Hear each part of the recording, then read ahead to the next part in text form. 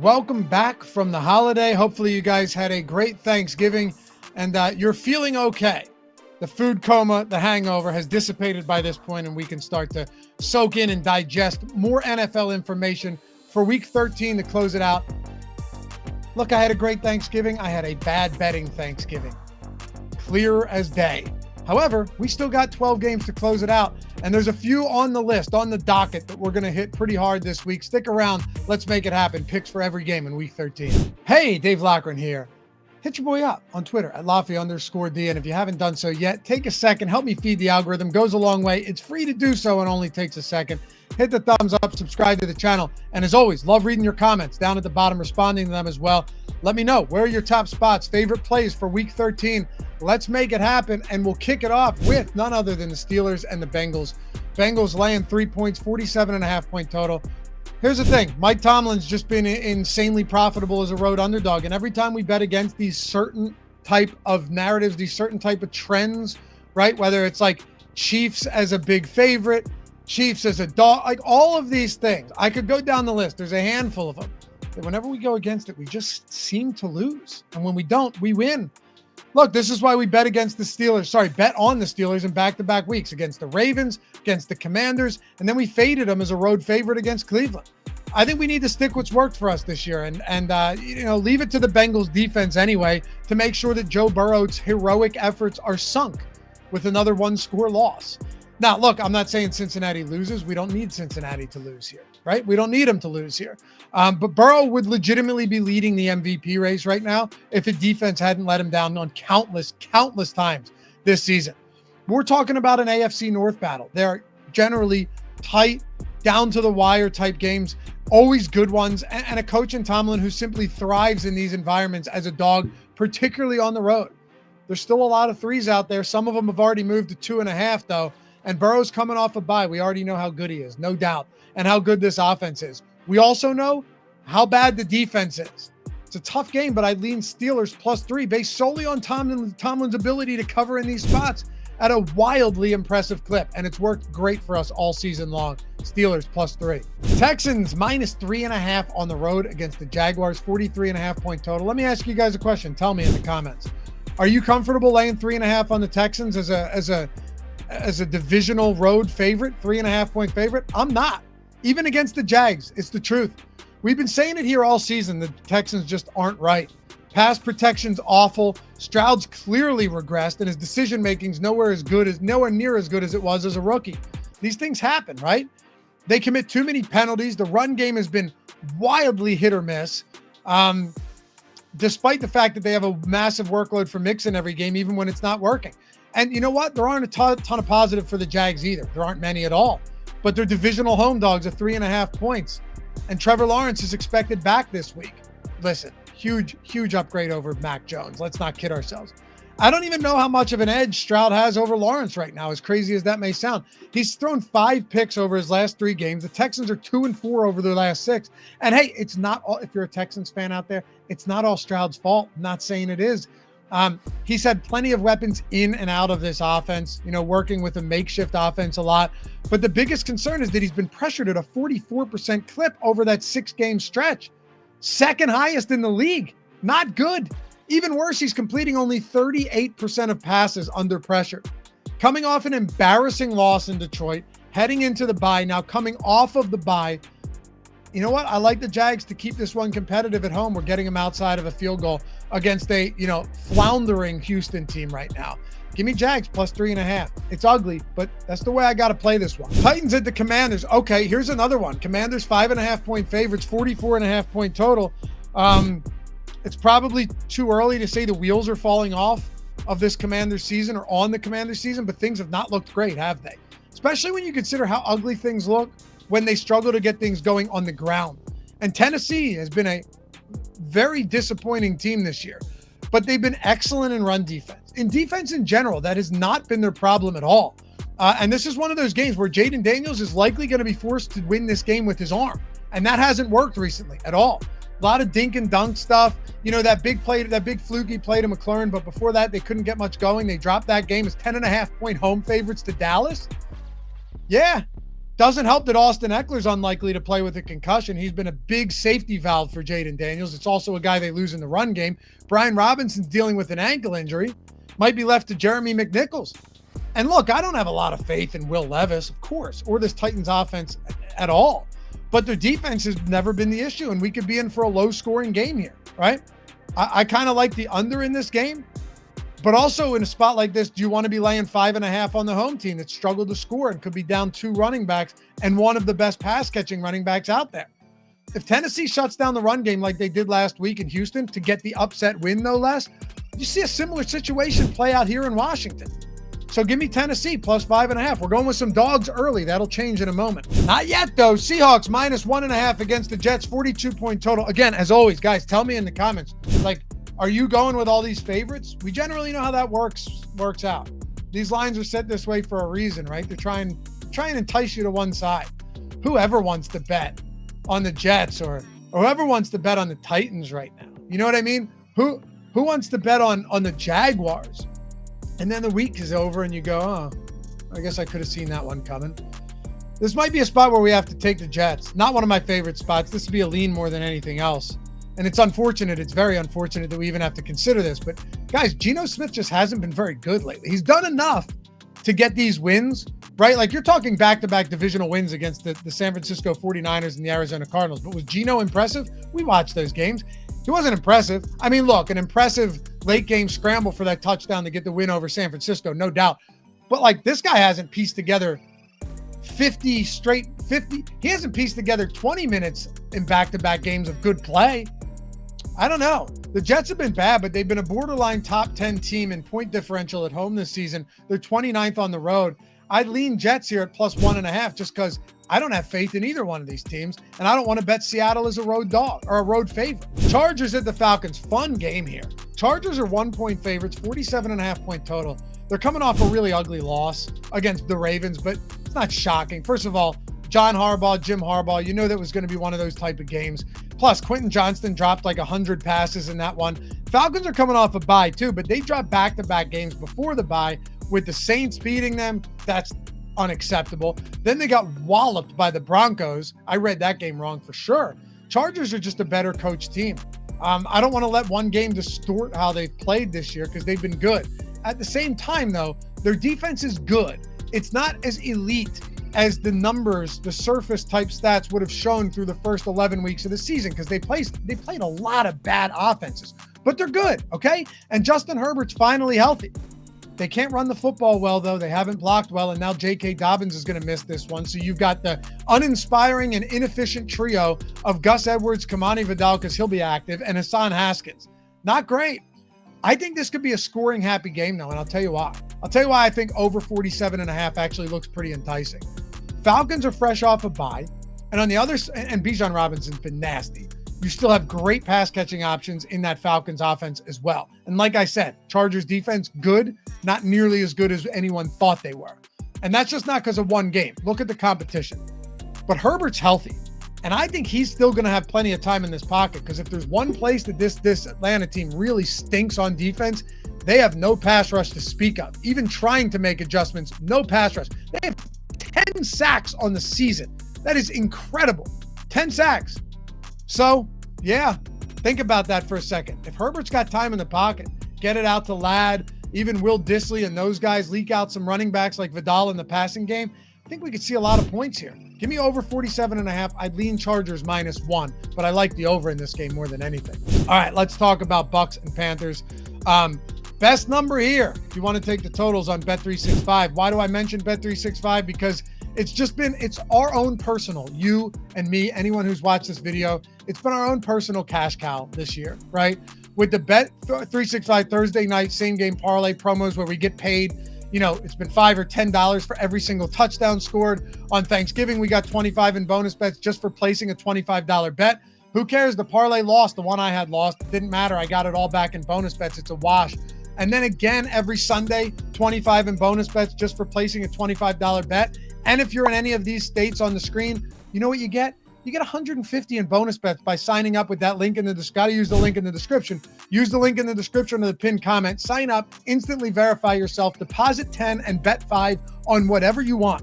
The moment that $5 bet settles, even if it's on, cricket over in India, don't do it. But even if the second that settles, you got 150 in bonus bets. And we're getting paid every Thursday night game. We're getting paid every Sunday just for placing bets. So even if they lose, it doesn't matter. We're canceling it out. And then when we win, we're just stacking up the bonus bets. It's been awesome all year long. Still plenty of time to get in on it. 150 in bonus bets and all the bonus bets for Thursday and Sunday games. Link in the description and the pinned comment. Check it out, man. If you're in those states, 21 years or older to gamble. Gambling problem, call or text 1-800-GAMBLER. But we got the Bucs and Panthers, 46.5-point total. Bucs are laying 6. Don't look now, but the Panthers are 2-1 over their last 3 games with a 70 to 69 point differential. They almost beat the Chiefs in week 12, which is insane. Although leave it to Kansas City to make that game interesting before finding a way to win it late. It's just what they do. Now, Bryce Young has been remarkably average. That's what he's done over the last handful of weeks, which is seriously all you can ask for out of him. All the money and the tickets are on Tampa Bay. I totally get it. They're still a much better football team. But you're talking about a divisional home dog of 6 points. It feels so trappy, doesn't it? This feels like a trappy game. Of all the games this week, this feels like the one I'm going to stay away from the most on the spread. I don't mind over 46.5 here, though, because the Panthers still can't slow anybody down. They can't slow a good offense down. Mike Evans is back. Bucky Irving's been awesome. And Baker Mayfield's been an absolute revelation this year. But even with semi-competent play from Bryce Young, Carolina can move the football enough to at least be competitive from a total standpoint. And their biggest strength has actually been their offensive line, which has been above average, run blocking and pass blocking all season long. And Chuba Hubbard's been awesome. So yes, believe it. Give me the 46.5. I like some overs this week. Usually we're hammering unders. I actually like the over in this game. Bet365's got the best number for it. So if you're collecting those bonus bets, this is a good spot to place your first bet on top of all of that. All right, there are 2 games here that I want to go through very quickly because I don't really have a good read on them. And I'm going to tell you why. Okay, I'll just group them together. Cardinals at Vikings. Vikings 3-point favorites and Colts -2.5 at the Patriots. Why do I say this? Because both of these teams, the Cardinals, have been wildly unpredictable all season long. And when we have 12 games, I just don't feel like betting on this team. It's been so hard to predict the Cardinals team that one week they look fantastic. Kyler Murray looks awesome. The offense is humming. The defense is somehow shutting opponents down. And the next week, they're terrible, right? Like last week against Seattle, 6 points on the board. The week before that, 31 against the Jets, 29 against Chicago, a win 28-27 over Miami. And then you look at some of these other games, they're just flat out lifeless. I can't figure out the Cardinals. I'll be the first person to tell you, and I don't want to bet them, right? Got plenty of other games. I'd lean Vikings at -3 here only because the Cardinals could come out and lay an egg again. Or guess what? They could be competitive. I don't know. So let's look elsewhere. Same thing with the Colts. You have no Josh Downs. Ashton Dulin, not a huge deal, but he's out as well. It only matters because they're leaking pass catchers, and Alec Pierce might be out on top of that. Recording this on Friday afternoon. But like, do we want to bet the Colts as a road favorite right now at any number, even against the Patriots? Like the same thing with the Cardinals is the same thing way I feel about Anthony Richardson. Richardson might come out and have 4 total touchdowns this week. Or it's like, oh God, we got the bad Anthony Richardson. I'll let you guys make that call. I don't want to deal with the good Anthony Richardson or the bad Anthony Richardson when I never know who it's going to be. Super unpredictable team. Can Jonathan Taylor get going? Can the passing game get going without their number 1 pass catcher? Is Michael Pittman fully healthy again? Who knows? And you know what? Drake May's been okay. So total fade on this game. Let's talk about Rams and the Saints. Rams are 2.5-point favorites. And by the way, I'll have a lot of props over in Discord. If you ever want to join me, it's 50% off your first week or month. And for the Black Friday sale we've got going off, it's 60% off. So just use TAILS60, TAILS 60 with the link in the description or the pinned comment. Use that, get 60% off. That's what, like $3 for your first week, I think. $4 for your first week. And then what, normally it's $30 for the month. So 60% off, $30 for the month. Come in, grab all the plays, all the round robins, parlays, all of the straight picks, and everything you never get here on YouTube. Also, everything from YouTube, you're getting a full day, 12 hours early over there on Tails. Turn on the notifications, say hi in Discord, join the community. We're having a good time. Tails 60 is the promo. But I'll have a lot of props, I think, for that Colts game because there's some things that I think we're going to find some good angles for, just not the sides. Rams are 2.5-point favorites against the Saints, 49.5-point total. They got knocked around by the Eagles last week, Sunday night, and this is a much different game in Week 13. Philly has an embarrassment of riches on offense, though. Top 3 offensive line, elite group of young defenders, a killer pass rush. The Saints have Alvin Kamara and Taysom Hill. Seriously. I know they're coming off a bye, and I don't see – I just don't see – I don't see it here when the number's inside of a field goal, right? They still have some solid pieces on defense, but not enough, and they don't have a good pass rush right now. Lattimore's gone. The defensive line has been an issue all year, and I'm just not convinced that interim head coach Darren Rizzi is capable of keeping this magic flowing for another week, especially with the Rams still competing in the NFC West, right? I'm sure it feels like the Rams – it sure feels really like the Rams have advantages across the board, and maybe that's the trap. Maybe I'm buying into the trap. Maybe it should be – maybe the 2.5 should be telling me something, but you just even look at the trenches. The fact that even though the Rams don't pass block that well, the Saints don't have a clear edge on a pass rush either on the defensive line. I have to do it. I have to go Rams minus 2.5 here. I just think that it's too lopsided of a matchup. Eagles at Ravens. Ravens 3-point favorites. Fun game. 50.5-point total. We should have more information on Devontae Smith once we get reports start flowing in for Friday and Saturday's practice. But if he's active, that's a big lift for this Philly team against the pass funnel Ravens defense, right? Eagles are already humming right now. Saquon Barkley's piecing together a legitimate MVP-worthy season. But Jalen Hurts hasn't been turning the ball over either. And AJ Brown's simply a man amongst boys out there. The Ravens are loaded too, though, right? You get the 1-2 punch of Lamar and Derrick Henry. So how do we play this one? One way might just be to play the over here. I told you I like some overs this week. The Ravens are 9-2 to the over this season. And Philly's 5-6 to the over. But at the same time, they've been an entirely different game over the 7-game winning streak they have, right? They're averaging 30 points per game. 30 points per game. It's always possible this turns into a defensive battle, but that's simply not how things have played out for Baltimore this year. And with the way that Philly and Baltimore have found ways to score points in bunches, I just think we could see you're looking at say a 27-24 game puts you over the top. I think that's very live in this spot, even though it's going to be a little cold out. These two cold weather teams, it shouldn't make a difference. Give me the over 50.5. I'd lean Eagles +3, but I haven't bet it yet. 2 games to go, Sunday and Monday Night Football, 49ers and the Bills. Bills laying 7 in this one, 44-point total. Cold, potentially snowy night at Orchard Park, New York to get December started off on the right foot, huh? I mean, what other way could we imagine a Bills home game going once we get close to the end of the year? Seriously. Lake effect snow and bitter cold. Gotta love it. It's not even the big thing about this game, though. The biggest thing is the more pressing issue is the injuries that the Niners have. I know Kincaid is out. We don't know if Keon Coleman's going to play, but that didn't matter against the Chiefs the other week. Think about this. We don't know if the Niners are going to have Brock Purdy, Trent Williams, or Nick Bosa. 3 massive question marks on both sides of the field. Even if Purdy plays, but Williams and Bosa, both who didn't practice on Thursday, are inactive, it's a huge downgrade for San Francisco. They got bludgeoned in Green Bay last week. And there's still some 6.5s out there as well on FanDuel for this Bills team. Even if everybody plays, 6.5 might not be the worst thing in the world. But if all of these guys are out and you're getting it inside of 7, you're going to be very happy.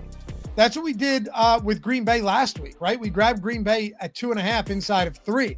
That one ballooned. They ended up taking care of business, no problem. The Niners are just a highly dysfunctional football team regardless right now. And then they have to travel to face the Bills, who are coming off a bye, and the San Francisco 49ers have injuries. I think the only answer right now is the Bills, and you can get it inside 6.5 on FanDuel. Let's close it out here. Broncos hosting the Browns, 5.5-point spread, 31.5-point total. The Jameis Winston hype is real right now. I bet this game would be more than 6 if we didn't just see him beat the Steelers on a visually striking, might I add, snow game in Cleveland. That was really cool. I love those type of games. Thursday night, everyone's watching, primetime game, nationally televised. Well, prime, but everyone has prime. I'm a fan of Winston's eccentricities, no doubt, but they'll wear off quickly if he starts losing. And I'm just not talking about me. I'm talking about the fans, right? That's just the way it goes for any of these guys. Russell Wilson isn't all that dissimilar. He just didn't have as many cool sound bites as Winston. Maybe he keeps things going another week, but facing the Broncos in Denver, There's no easy challenge, even with the Browns having the advantage of extended rest, right? Bo Nix is neck and neck now with Jaden Daniels for Offensive Rookie of the Year. At some spots, he was plus 3,800 in the beginning of November. And Denver's defense has been smothering opponents all season, particularly at home. Meanwhile, Cleveland's defense, much, much better at home, much, much worse on the road. Not to mention, they don't actually have a good run game right now, despite Nick Chubb's 2 touchdowns last week.